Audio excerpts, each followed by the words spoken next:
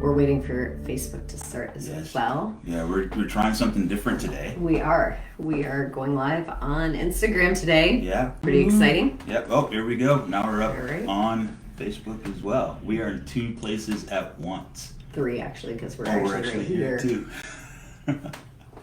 Sorry, cheesy joke. Still early. So yeah, we pushed it back to 8:30 because we did. We did. Most of our people will join usually right about this time. So yeah, we're looking forward to sharing today. yes, we are. Today is all about attachment. Yes. And we are not about to claim that we are any kind of psychologists or attachment experts. No. Our whole goal of this whole thing is just to chat. Yeah.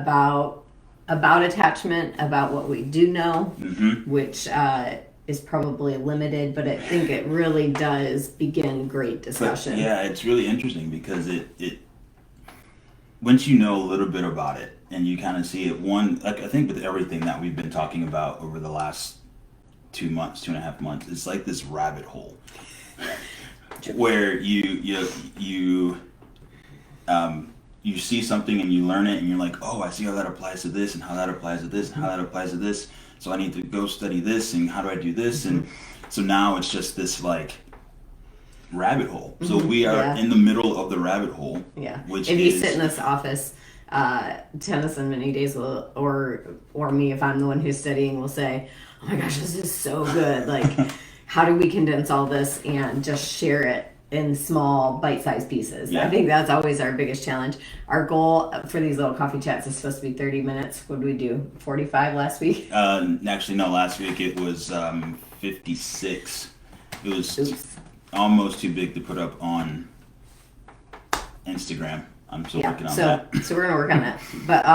But it's also good. And yeah, and it's just a time to be able to just talk and chat, and this is what we've learned, and this is what we're putting out there. Again, we're not experts by any.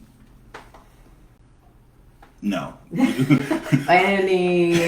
don't claim to be experts on the stuff, but we claim to. But what we have learned has literally changed our lives. That's what I was going to say. Yeah, we know it. We're just scratching the surface. Yeah.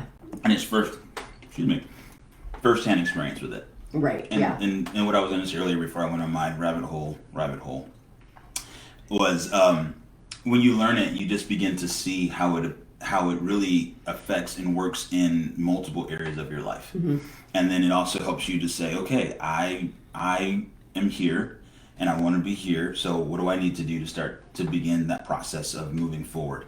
And with these chats too, it just to have us talk about things and maybe little light bulbs go off in your head and you're like, oh, right, yeah. Okay, yeah, let me start moving this direction, or let me look at that, or let me ask more questions. So that's what these are all about. Yeah, for sure. Yeah. So today, like Janelle said earlier, we're going to talk about attachment, and really how joy and attachment are attached. Yeah, because we alluded to it last week in our joy teaching. Yeah. And because it does come at the same time we started talking about how joy starts in infancy. Yes. And joy or fear bonds are built by our caregivers. Yes. Which is through attachment. Yes. And so then we started alluding to attachment, and we're like, oh man, we're going to have to, we got to teach some on attachment so that people can understand what attachment is. And I think that's probably been a lot of the challenge that we've faced too, is that all of this is intertwined because God made our bodies to be intertwined. Yes. All within themselves. And so,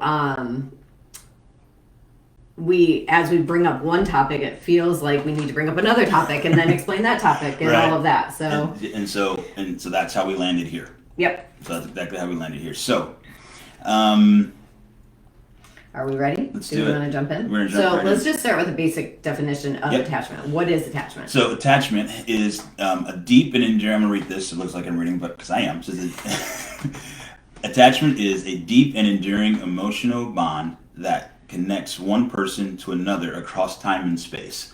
Now that sounds like this massive thing. Right. Like that's just this kind of ethereal thing out there. Right. But if we boiled it down. Yeah. So if you think about it and you boil it down, attachment is just it's it's how you are connected to someone. Right. And how that connection, it doesn't matter where that person is. Right. You're connected to that person. Right.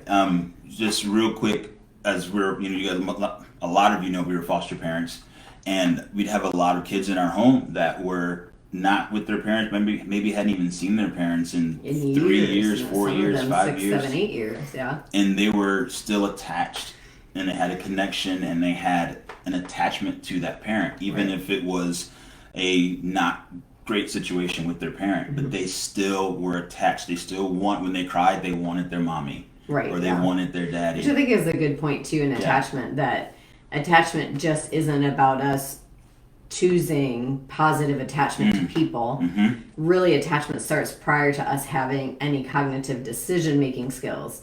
It really is a longing to be attached to another human being, which the Lord put in us. Yes. I mean, we talk about, our whole tagline is about the relational health between you and God, you and yourself, and you and other people. Yes. And so in order for us to even be able to attach to God, He gave us the ability to, within us, to attach to people, the people that we can see.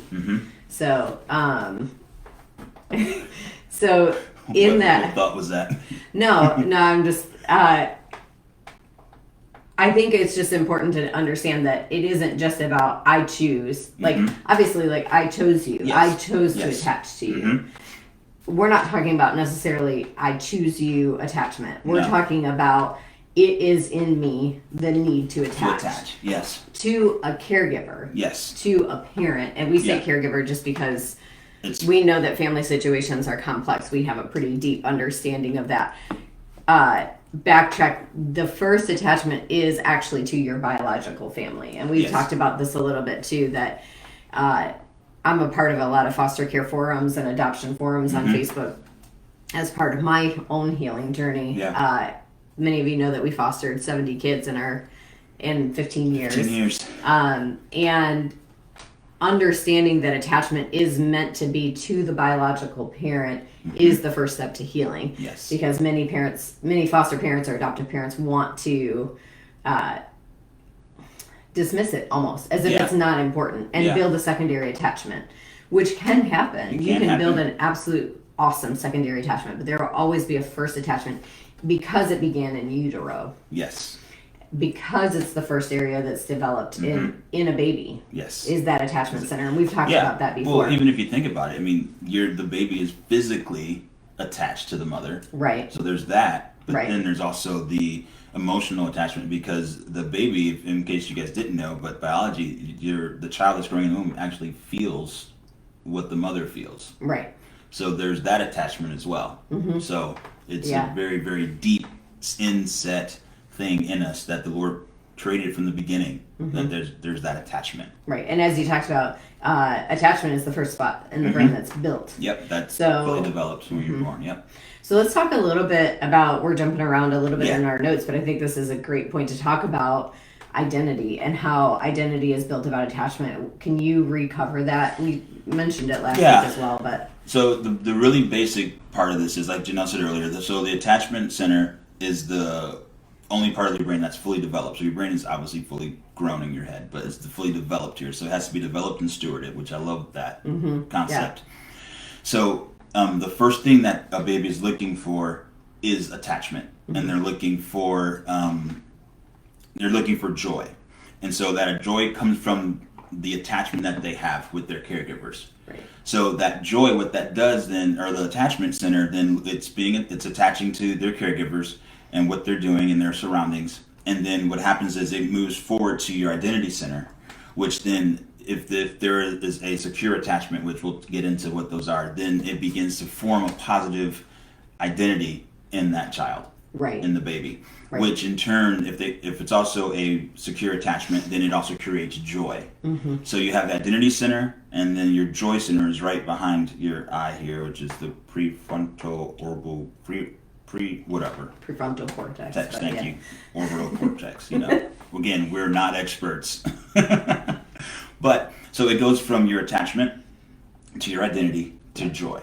Yeah. And the joy and identity are connected. So if you have unhealthy attachments, then it creates a unhealthy identity of yourself, which in turn gives you maybe a not so joyful outlook on life, or be able to stay in a joyful place where that's where because joy equals an experience and a deep knowing that someone's glad to be with you. Right. So if I did not experience that in attachment, and that's not what my identity is coming out of, we talked about last week, the difference between a joy bond or joy or love bond and a fear bond. And living from that place. And living from that place is that knowing, my identity is built on the belief that people are glad to be with me.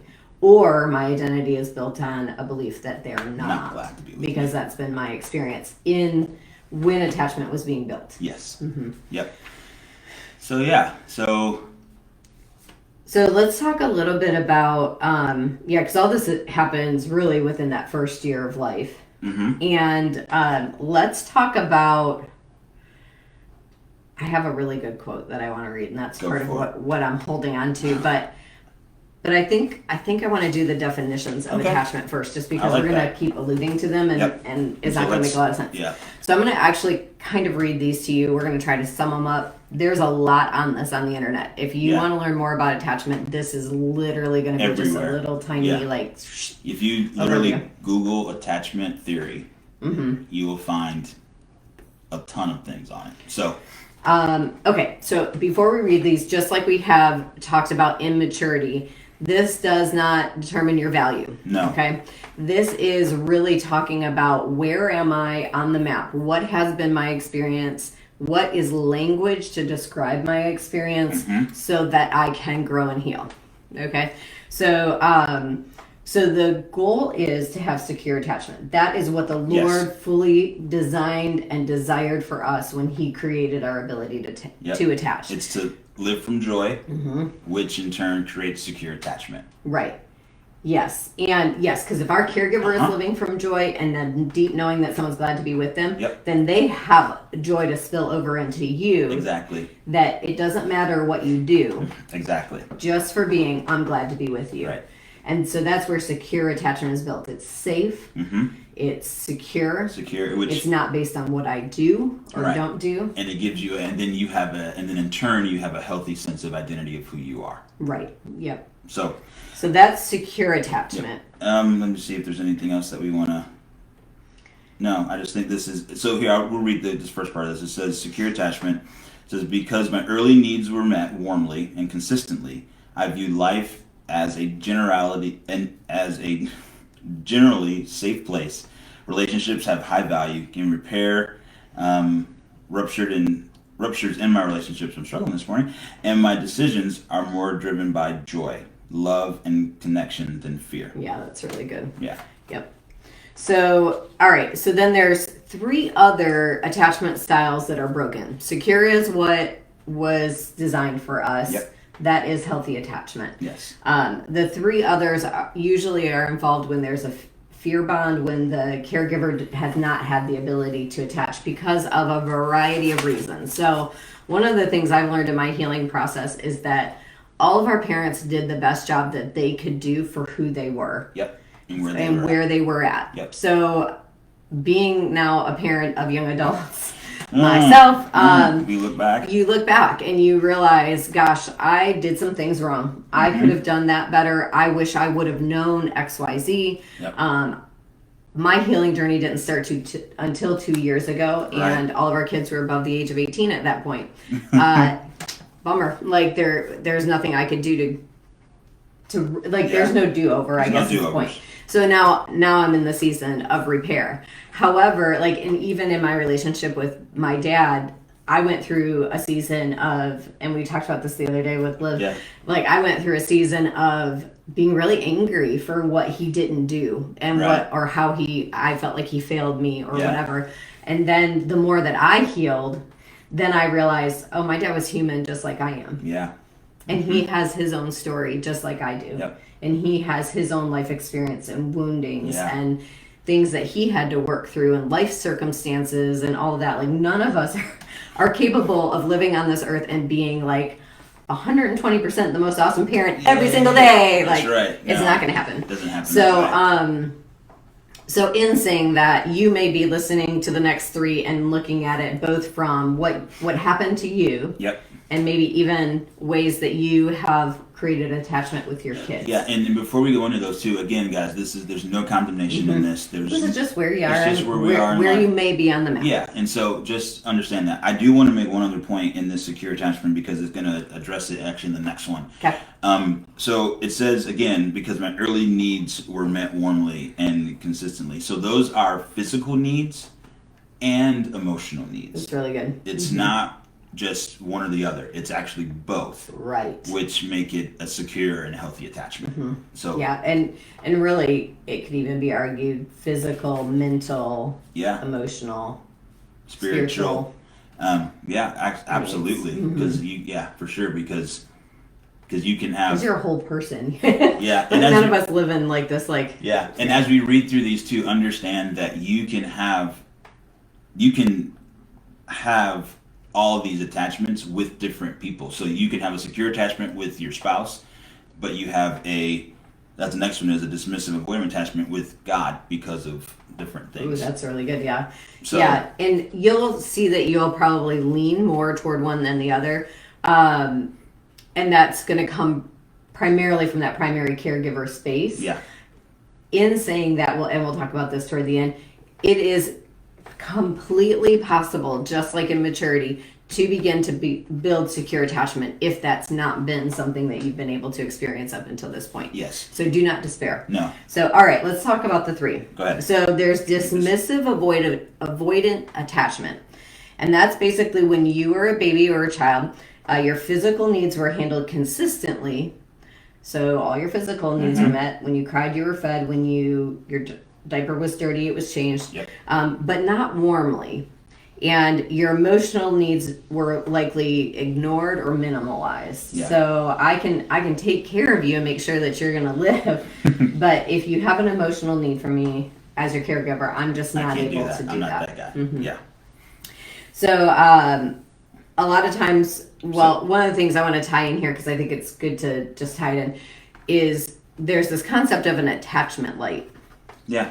And so I think this is really good because what does dismissive avoidant attachment even mean now today as a 40-year-old or as a 20-year-old? What does that even look like? So there's a concept of an attachment light, and I don't know why I think about it like this, but like as if you glowed or if you had like a headlamp on. I don't know why I like to think of visuals, but so with this dismissive attachment style, your light is usually dim. Yeah. And when you're around other people, you're going to seem a little bit uninterested. You may feel like when you go in a room, people typically aren't glad to be with you, or you may feel very uninteresting or unwelcomed. And very distant. Yeah. But if there's an opportunity for you to meet someone else's physical need or them to meet your physical need, like you're all in. You jump on that. But in that general emotional, like, hey, I'm just here with you. We're just making small talk, and life is good. And seem disinterested, and your light is going to feel a little dim. So if that speaks to you, it's okay. That's where that's coming from. Yeah, and even some of these other things, like you're going to see it. Sometimes people may accuse you of not caring. That you don't care, but you don't make a big deal out of relationships. Mm-hmm. Even though they matter to you deeply. Yeah. Mm-hmm. You don't look at your relationships as a resource. Rather, you feel like it's a need or something to take care of yourself. Your relationship is? It's like out of necessity? Yeah. Interesting. Yeah. So I feel like I need to take care of myself in the relationship. So I'm not looking out for you. Again, it's that going back to that maturity stage is going back to that I can only take care of one person at a time. Right. And it's me. Yeah. And so that's where you sit. That's interesting. Yeah. Okay, so that's dismissive avoidant attachment. Now there's distracted ambivalent attachment, where the parents were more in tune with their own needs than my needs. And I had to listen and watch carefully for potential relational connection. So typically this looks like a kid who kind of lives on edge, waiting for their parent to show them some attention, waiting for them to meet their need. Because they're desperate for that connection. And they're desperate for that attachment. So at any time that they can sneak in there and get that relationship, or it's kind of I picture it as like a young kid like we'll just say a young kid who's playing sports or baseball or whatever. For me, baseball, but this wasn't actually my story. But this could have been my story. Could be. But like my parents maybe didn't come to my games, and so but I would come home and I would look for opportunities to engage with them about my game, about this is what I did today, this happened, looking for the opportunities and looking for things that we can connect on so we can be attached. Right. And then but what ends up happening usually in this situation is that the parents aren't really, or the caregivers aren't really interested. Right, distracted. They're distracted. Just kind of like they're listening, whatever, but they're not listening. But not listening. Yeah. They don't show interest in those things. I just had a thought about this because we didn't have this even to be a thing when our kids were little, but cell phones. How much are cell phones causing parents to be distracted and ambivalent toward their kids? And their child is just waiting for you to put down the phone or just waiting for you to get off Facebook, and sensing that distraction from you. I didn't even think about that as a potential thing. And the big culprit to that would be work.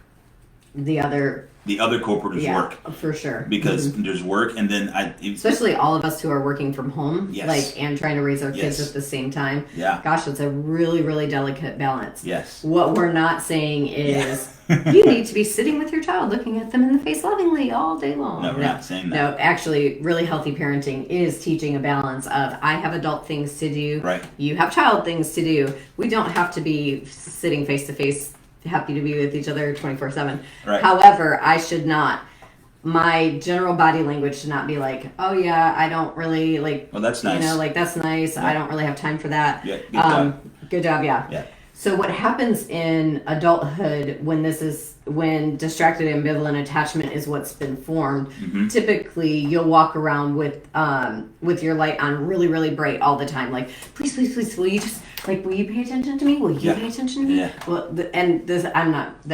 is coming across a little bit snarky. It's not meant to be, but like your light is saying, please, I just want emotional attachment with you. Will you please attach with me? And then feeling really disappointed when people are not returning that because there's a hunger in you. Yeah. A deep hunger to have attachment with others. Yeah. I was looking at some of the other things too. It's like, it goes back to that you're always seeking close relationships. So you're always looking for the best friend. You're always looking for that person that will connect with you. Yeah. So there's a longing there. Yeah. Yeah, because that's what you're looking for. And sometimes in that too, because of that, you'll have a lot of relationships that don't end well. Yes, because your light is on so bright, you're typically pulling quite a bit from people. Yeah. Or you're even putting up with a lot that you shouldn't even be putting up with in a relationship, because you really desperately need someone to stay, and they're showing you some attention, and even if it's negative attention, there's still this weird desire to be with them, even though you could know that this is not healthy and this is not good for me, but yet there's still a need for me to stay attached to them. Yeah, you're always trying to fix it to stay connected to them. Yep. So, yeah. So, okay. So the last one is disorganized attachment. And so what that looks like is that there was fear involved in your early bonds. Either one or both of your parents were fearful, or your caregivers, and there was a lot of fear connected to them. Right. Including me being afraid of them. Yes. So this usually would show up in an abusive situation. Yes. Yeah. Yep. Yeah, it's one of those where or a parent who has high anxiety could be the opposite. Yeah. Yeah, you wouldn't know what you're gonna get when you came home. Yeah, no consistency. Yeah. And there was always this, just this air of fear in the air. Yeah. This tension, like you feel like you're walking on eggshells all the time. Mm-hmm. Yeah. Yep. And it's also one of those things too where, here, I'll let you go and say what you're gonna say, and then. Oh, I was just going to bring in the attachment light piece to it. So this could look like in adulthood that you tend to be attracted to people who scare you. Yep. That's the attachment that you learn to build is with people who were not safe. And so you tend to be drawn a little bit to people who are unsafe because it's familiar to you. Mm-hmm. But then you may have healthy people who want to get close to you. And when they do, so your light is bright for scary unsafe people, and then when people who are healthy want to get close to you, your light dims. Yeah. And you begin to withdraw. So that's why it's called disorganized attachment. It's like backwards. You're wanting to attach to somebody who's unhealthy when healthy people want to attach to you, you shy away. Yeah, and it's almost like you're always waiting for the other shoe to drop in a relationship. It's very similar to, again, going back to foster parenting. It's where you have kids that come into the home and, for the first month or two, everything is really good. There's connection and they're growing, but then all of a sudden they get too close, or you get too close, and then it scares them, and so they do what I call self-sabotage or self-eject. Yeah. And they try to, they do things to prove their theory to be right. Yeah. Or they're looking for that familiarity of the unsafeness of the I actually hate you, which equals I love you. Well, backwardsness. Exactly, which is where I was going, because again, in that early infancy, childhood attachment with their caregivers, that's what it was. Right. It was, I love you and you're supposed to take care of me and I want to be with you, but you scare me and that's the only thing I know. So, well, we've taken care of a lot of teenage girls that have come from really abusive backgrounds, typically with their dads. Yeah. And you watch them grow up, and the men that they end up choosing are their fathers typically, and you're like, why would you do that? Like, you lived through a whole childhood of hell, of like all that. bad, and here you are finding your dad again and choosing that in a relationship, and it's exactly this. It's that disorganized attachment. It's this is what feels familiar to me, and this is what feels like love to me, because when I was an infant, this is what was built. Yeah. And even like, it's so interesting. This last thing on this little page here talks about is I don't like to fight, but I find myself in a lot of angry relationships. It's like I really don't want to fight, but for whatever reason, I'm here and we're going at it. Right. Yeah. But again, familiarity. And unfortunately, that's how I learned love. I don't know what many of our kids were. Safe, peaceful, calm, free, not earned love was so scary and hard for them, for many of them. Yeah, we had just one instance. We had a young boy that we were fostering, and and he literally could not go to bed at night without there being some sort of craziness that happened in the house. Like if it didn't happen during the day, he would create it at bedtime. For that sense of normalcy, and to the point where like there was one day, I'll never forget, we only had him for like 2 weeks, but I remember about day 12-ish, 11 or 12, we've been talking to him and say, we can get through this. And so whatever day 11 or 12, he had an awesome day. There was like no issues. He was happy, go lucky, just like playing, carefree. He was being a kid. He was 8 years old, just being a kid. And then I remember we were praying for him at night, and we were like, buddy, that was awesome. You didn't have any. We said you had a great day today. And 10 minutes later? Oh, not even. Maybe it was like we might as well flip the switch. Yeah. And he went off the rails. Destroyed things. Yeah. For hours. Yeah, it was that, and we're like, what just happened? What just happened? But that was super scary for him. Yeah. To have a day without that. Yeah, and even that safe attachment. We were saying, oh man, bud, you did a great job. And there was an attachment that was beginning to be built in safety. And he was like, oh, no. That's the wrong attachment. That's the wrong attachment. That's not comfortable for me. I'm used to attachment being very chaotic. Yeah. And so he created it. He created it. Yes, he did. All right, we're at a half hour. So all that to say. Why does it even matter? So right. Why does it matter? What do I do now? Yeah. What if I see myself in one of these other attachment styles? It's not too late. Just like maturity, it is not too late. However, just like maturity, it takes a lot of practice, work, and it takes someone else. That's what stinks about this growing thing, is that it really is about relationship with God, yourself, and others. And and others is huge. Yeah, because we don't have control over the and other part. Yeah. And attachment if you have broken attachments, it's because of the and others. So again, like we said at the beginning, the goal of this life that the Lord gave us was to live in secure attachment, to live in a space where we are securely attached to Him, to ourselves, and to others. Yes. And out of that becomes this positive identity of who we are, right, where we can live from a place of joy. Right. And that is what we're working toward. Yes. All of this, everything we're teaching, that is what we're working toward. Yep. So, secure attachment is still possible at this point because attachment maybe was not built in a healthy way in infancy, in childhood. We have to work towards something called earned secure attachment, which is the same as secure attachment. However, but the word earned. Right. And I'm like, ooh, I don't like the word earned because this isn't about doing. Like, no. I don't have to earn, like, please, I'll rub your feet if you'll attach to me, earned. Yeah. It's much more about, remember when we talked about if you've seen it, in infant maturity, your only job is to receive. That's it. That's your one job. Yep. You can't actually do anything as a baby except for cry and poop and eat.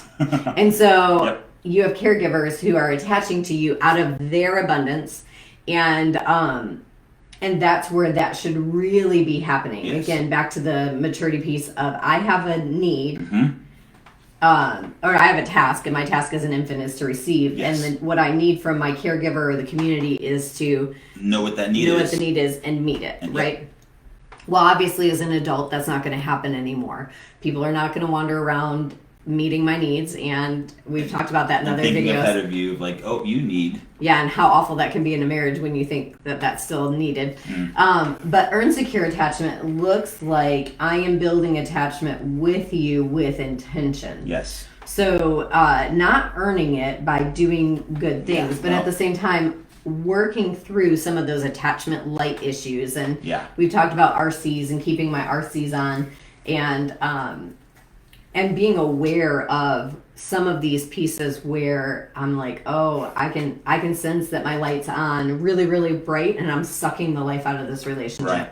Or I can sense you coming close to me and I'm dimming and pulling away, and I have opportunity for relationship, but I'm giving it back because I'm used to unsafe relationships. So there's some part work to do there, but really, how do we, if this is broken within us, we know that secure attachment is what we're supposed to be living from. Right.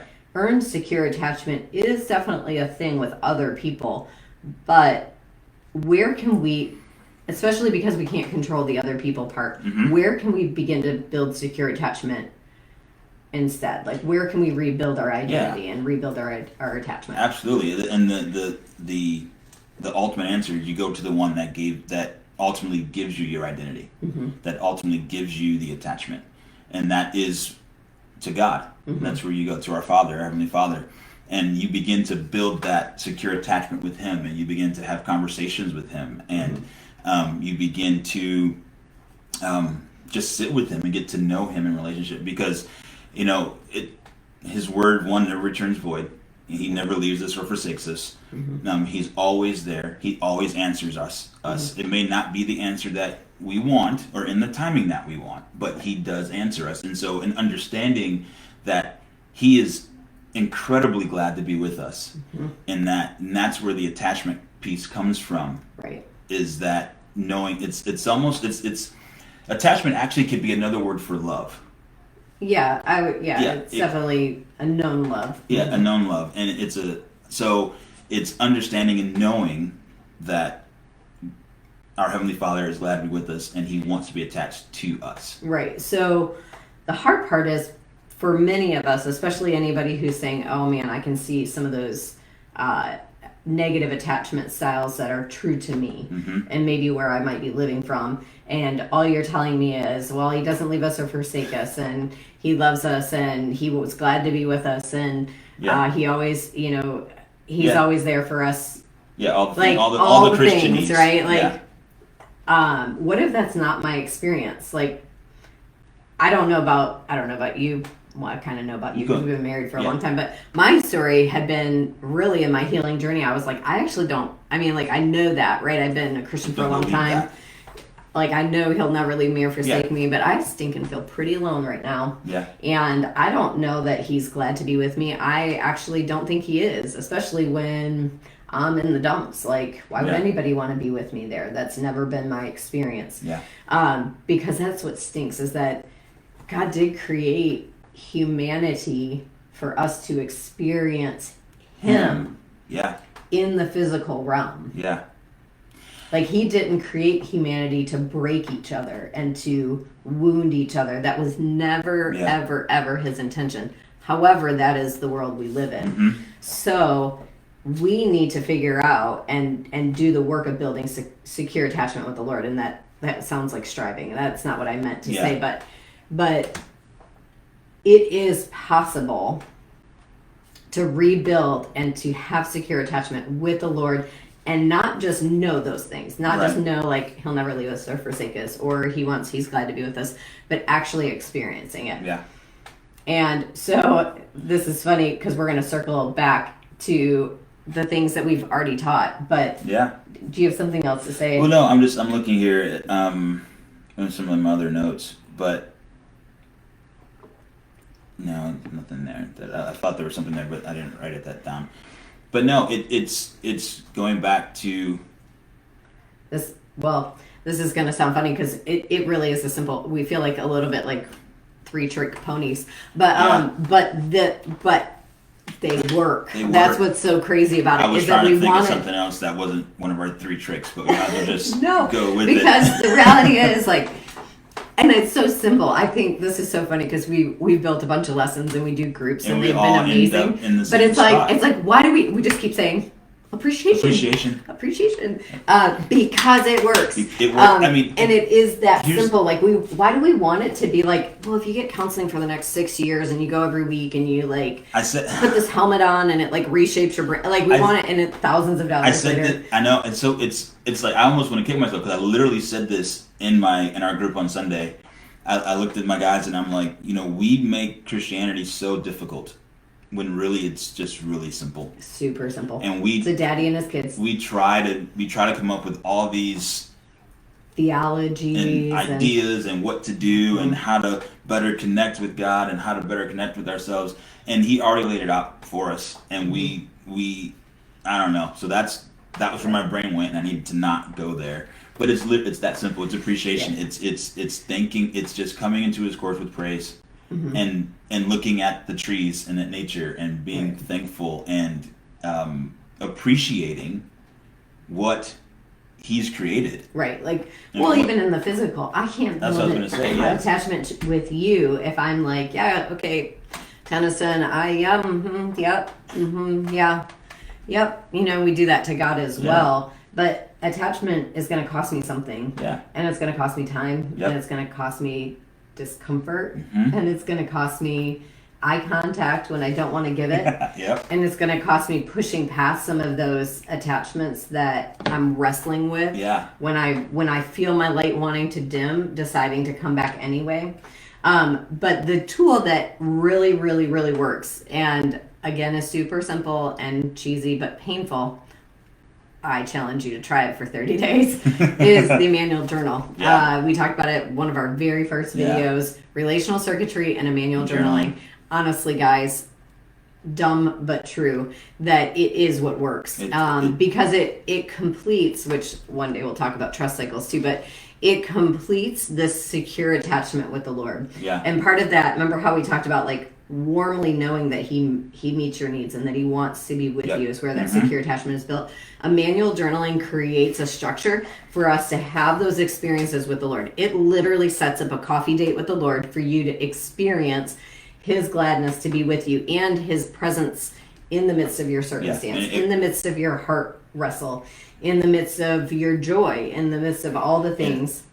He just, again, that knowing that he wants to be with you and that he will do something about what's happening. Whatever's going on. I love it because it starts with Thanksgiving and appreciation, and it goes through these steps, and then it always ends with the Lord saying, I will do this for you. Because he will. And it completes the cycle, which in turn rebuilds that secure attachment. Yep. It really does. And So I feel like that's just such a simple answer, but it is a helpful answer. So we're over time again, but one thing I want to share with you is just one last quote. Part of what we're exploring and what we're going to continue to explore on these videos is, what does it look like to have secure attachment with the Lord? Yeah. What if salvation, and I've mentioned this before, what if salvation is really much more about secure attachment with the Lord than it is any other thing that we've been taught in church? As in, you have to be good, you have to do all these things, you have to. Again, earned secure attachment is not earned in the way that it's not earned as in working earned, right?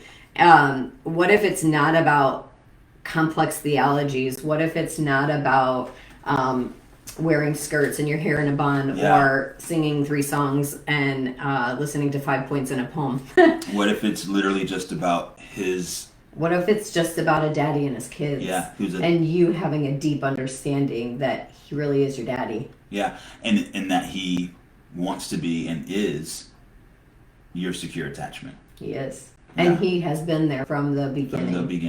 From the beginning. It's go ahead and read the quote, because there's a couple of things in there that... Okay. So this quote is out of the book Renovated by Jim Wilder. It is currently wrecking us because it is such an incredible combination of what we've been learning over the course of the 2 years, and also this coupling of what does this look like in our relationship with the Lord. Yeah. So, all right. The only kind of love that helps the brain learn better character is attachment love. The brain functions that determine our character are most profoundly shaped by who we love. Changing character as far as the brain is concerned means attaching in new and better ways. Suppose we focus spiritual exercises and human relationship exercises less on changing our beliefs or choices and more on building attachment love with God and with people. Would that yield the kind of character transformation we yearn to find? The brain's need for love that equals attachment could explain why spiritual practices sometimes disappoint diligent Christians. A focus on attachment would have profound implications for our understanding of human character, fellowship, and spiritual formation. It's really good. Yeah. Because attachment builds identity. Yep. And identity is character. Yes. And I love that. I love the line of, what if the only kind of love that actually changes is attachment love. Mm-hmm. I mean, that to me is like, what if that's it? And in order for your character to change, you have to be attached to something else. Right. So it's like if you're attached to your family and you're in a situation, but then you leave your family for whatever reason and you go and you attach to a different people group and you allow that attachment to come in and change your identity of who you are, and it changes your character. Yeah. Yeah, and it can, we've talked about this in maturity too, but we see it happen with teenagers. Because part of our identity is also a group identity, and it's attaching to a group. There's a human need in us not only to be attached to a caregiver, but then as we mature, it's also to be attached in a group identity situation. And we watch these kids completely change their identity, their loyalties, their attachments. It's a whole nother thing. It's a whole nother thing. But yeah, there's so much to be said here, but I feel like in what we're saying, in what we've shared today, I think unfortunately some of this may be triggering. Yeah. And one, as we've always said, if you need anything, just reach out. We're here. But really, attachment is really almost like building a new muscle. Yeah. So we've shared this before in our groups, but it literally is building a new muscle. Part of the identification today is, oh man, I can't lift anything with my left arm. My attachment is not working so well. Yeah. So what do I do to rebuild attachment? It isn't lop off my left arm and go get a new one. Unfortunately, that's not the answer. The answer is I have to begin to practice attachment. I have to begin to practice. And if I can practice that with the Lord, that's the safest place to do it. But that is not to say that that's void of building attachments with people. Right, because people were created to be in community with people. And I truly believe that true growth only happens in community. Right. That true healing happens in community. And so, again, those are things that you can't control because you need a community.